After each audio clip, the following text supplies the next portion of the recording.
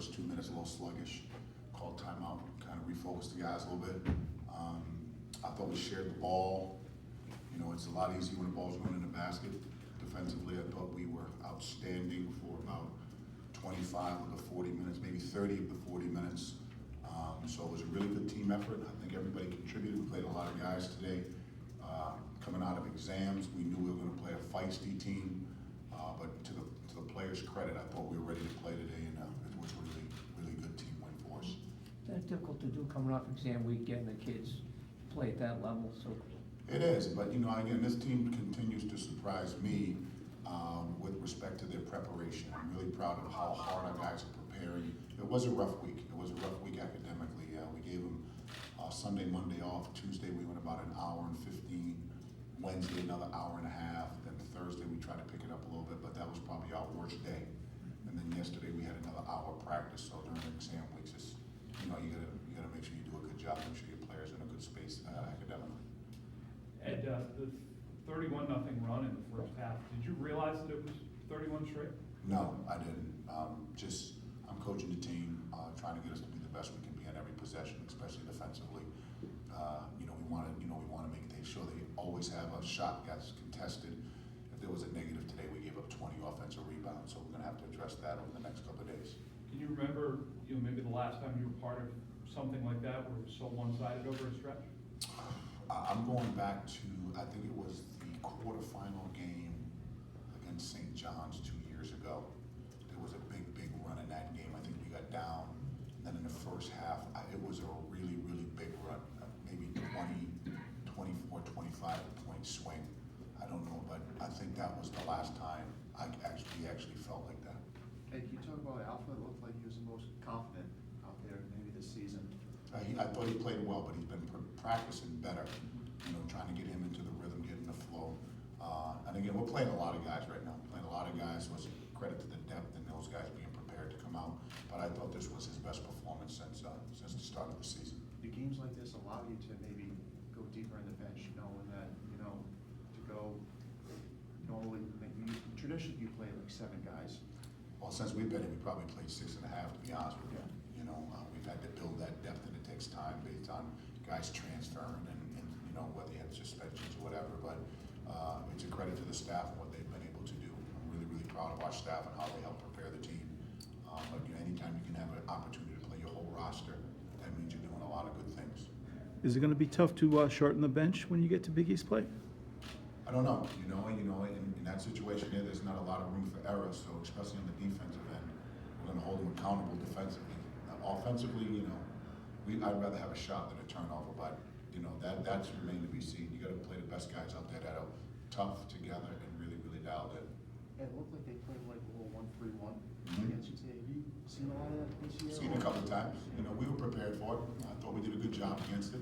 We definitely were prepared for it. I mean, we watched every single one of their games. Again, we had a week to prepare for them.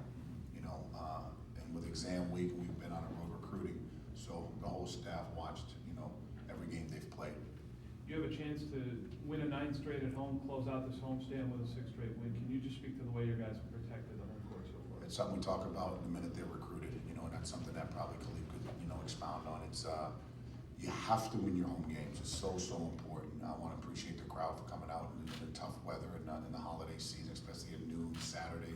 People are trying to shop, and trying to spend some time with their loved ones. So I really appreciate everybody for coming out. But it's home. You have to win your home games if you're going to be any type of team that's going to contend for any at-large bid or postseason tournaments. Khalif, how was the week for you going through the exams for the first time and trying to obviously balance basketball as well? I think when you come here, you've been told that that's what you're coming here to do. You're here to balance basketball and school. So I think it was okay. I think it was difficult times for sure when not a lot of sleep. You're trying to balance. You got tests in the morning, you got practice at night, but that's what you have to do. So you came here to do. So. Did you feel the pressure? Not too much. Just realizing exactly what I said. Like it's just that's what I'm here to do. So I'm not. I wasn't really. There wasn't a lot of pressure. It was just understanding that everything was that's what I'm meant to do and what I'm here to play and work in school. Khalif, you got another breakaway dunk again today. Are you looking to put your man at a disadvantage wherever you can and get down the court real quick? Pretty much. As soon as I see the rebound, like I'm trying to be the first one up the court. especially with Kyron on the court, I know he's always gonna find me because he sees me up there and he knows that I'm gonna run, so it works out good. Khalif, you played on a very good team at Orangeville. I would imagine you guys were on the right side of a couple of those 31-0 type of things. For sure, we had a lot of ups and downs, but we had a really solid team, a lot of great kids. I think our whole team pretty much went D1, so we had a solid group, and obviously with Vaughn and Jamal at times, so we had a really solid group. And what was that like today to be in the middle of that? It was really amazing to see like the dominance that we had for a long stretch of time.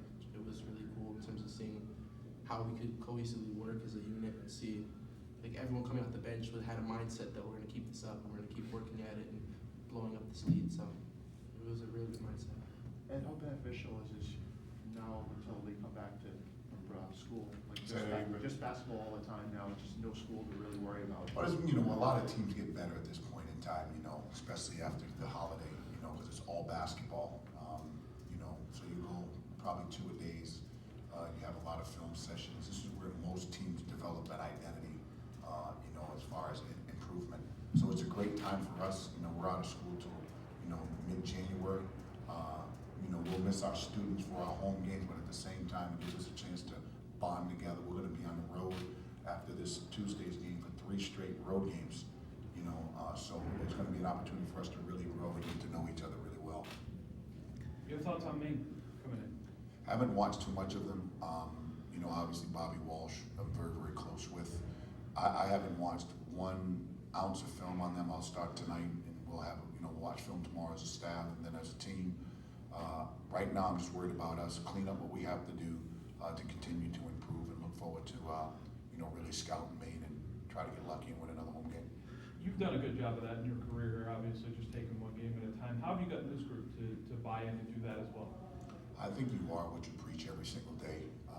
You can't, I think the older that I'm getting in coaching, having a little bit more patience with the players and really having their voice be in my head. You can't look past anybody. We talk about that all the time. You got to stay in the moment, and you can't overreact when mistakes are being made. By nature, you're going to have a negative response internally, but I'm trying to do a better job not letting it come out of me externally to make sure that the players have the most confidence in what they're doing out there. Jalen seems to be playing with as much confidence as I've seen since he's been here. I thought he was the player of the game today. I thought his energy got us going. He's shooting at an elite level right now, and we want him with that confidence. But it's saying that he's a junior.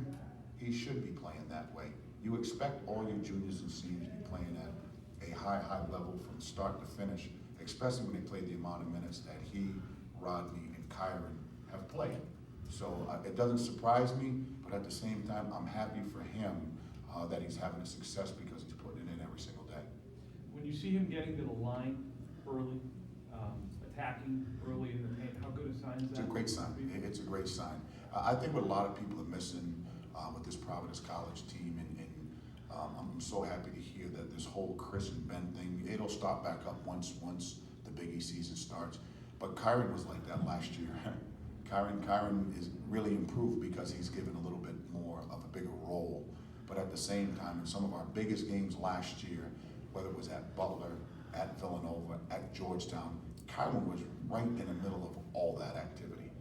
It's just because you had 2 really dominant players in Ben and Chris, he got overshadowed.